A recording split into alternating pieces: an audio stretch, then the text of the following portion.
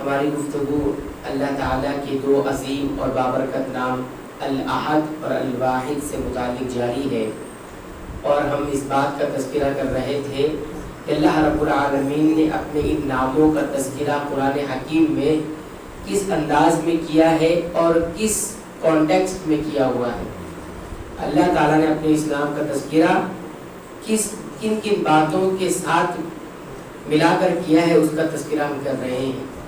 گزشتہ درس میں یہ بات آئی تھی کہ اللہ تعالیٰ نے اپنے واحد ہونے کا تذکرہ اس طور پر کیا ہے کہ تمام انبیاء اور رسول کی دعوت کا جو آغاز تھا اور خلاصہ تھا وہ یہی تھا کہ اللہ رب العالمین ایک ہے، ایک ہی اللہ رب العالمین کی ذات ہے۔ دوسرا تذکرہ اللہ رب العالمین نے اپنے الاحد یا الواحد ہونے کا تذکرہ اس طور پر کیا ہے کہ اللہ ہی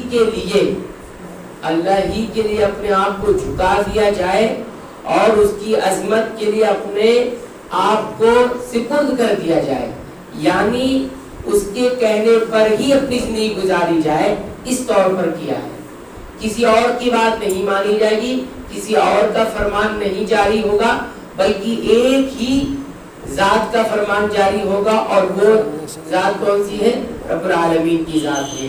یعنی اللہ ہی کے لیے جھک جانا، اللہ کے تابع فرمان بن جانا، اور اللہ ہی کے لیے اپنے دل کو اور اپنی انا کو، اپنی خواہشات کو جھکا دینا، اس طور پر اللہ رب العالمین نے اپنے احد اور واحد ہونے کا تذکرہ کیا ہے۔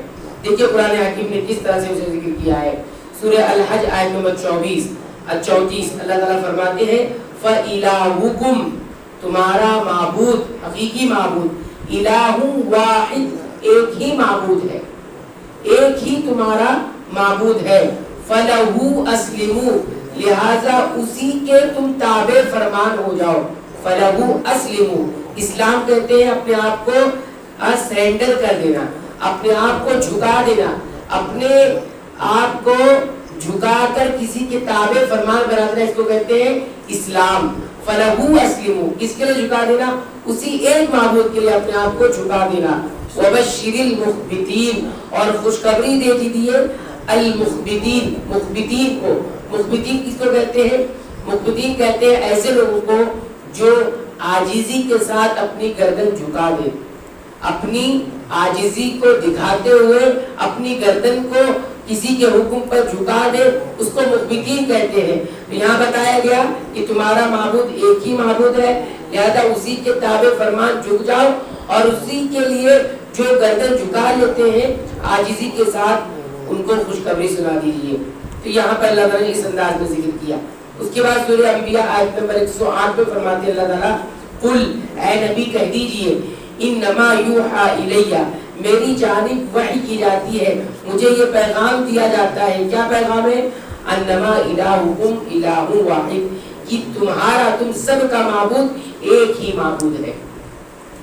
نبی کریم صلی اللہ علیہ وسلم کیا فرماتے ہیں کہ میری طرف یہ وحی کی گئی ہے کہ تم سب کا معبود صرف ایک ہی معبود ہے، الہ واحد۔ فہل انتم مسلمون، تو کیا اب تم جھک جاؤ گے؟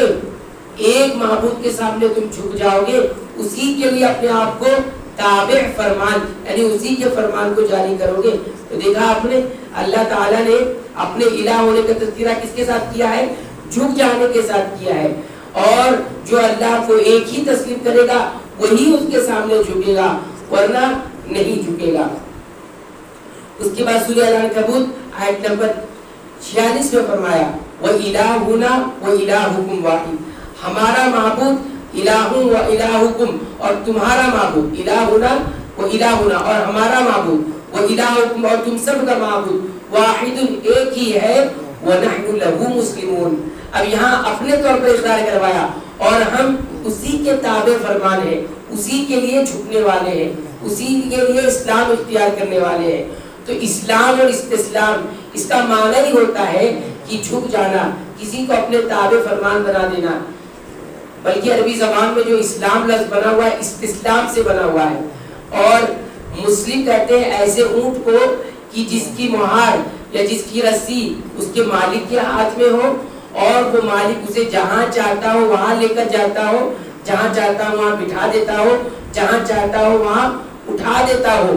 ایسے اونٹنی کو یا اونٹ کو کیا مسلم کہا جاتا ہے کہ جس کی مہار جو ہے یا جس کی رسی جو ہے وہ اس کے مالک کے ہاتھ میں ہے۔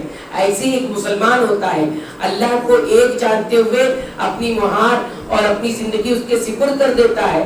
جب اللہ کہتے ہیں بیٹھو تو بیٹھ جاتا ہے، جب اللہ کہتے ہیں اٹھو تو اٹھ جاتا ہے، جب اللہ تعالیٰ کہتے ہیں چلو تو چلنے لگتا ہے۔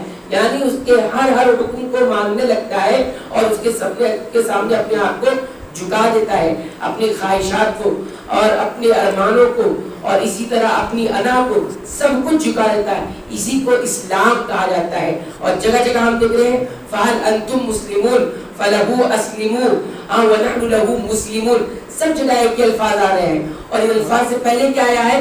الہ واحد، الہ واحد، ایک ہی معبود ہے۔ یہ جھکنا کب شروع ہوگا؟ جب اللہ کو الہ، ایک الہ سمجھا جائے گا، ایک الہ تسلیم کیا جائے گا، واحد جب تسلیم کیا جائے گا تبھی یہ چیز پیدا ہونے والی، اس سے پہلے نہیں پیدا ہونے والی۔ ہم اپنی خواہشات کو بھی مانتے رہے اور اللہ کو بھی مانتے رہے، ایسا ممکن نہیں ہے کہ یا تو اللہ کو مان لیا جائے گا یا تو خواہشات کو مان لیا جائے گا۔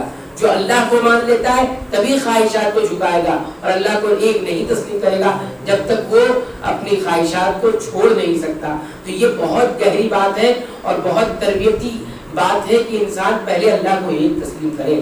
جب ایک تسلیم کر لے گا تبھی اس کے ذہن و دماغ کے اندر اس کی خواہشات وہاں سے نکلے گی اور وہ اپنے آپ کو جھکانا شروع کر دے گا۔ تو یہ یاد رکھے وَنَحْنُ لَهُ مُسْلِمُونَ، ہم اسی کے تابع فرمان ہیں اور اسی کے لیے جھکنے والے ہیں۔ تو یہ دوسری جگہ کی جہاں پر اللہ رب العالمین نے اپنے ایک ہونے کا تذکرہ اسلام اور استسلام میں جھک جانے کے ساتھ کیا ہے۔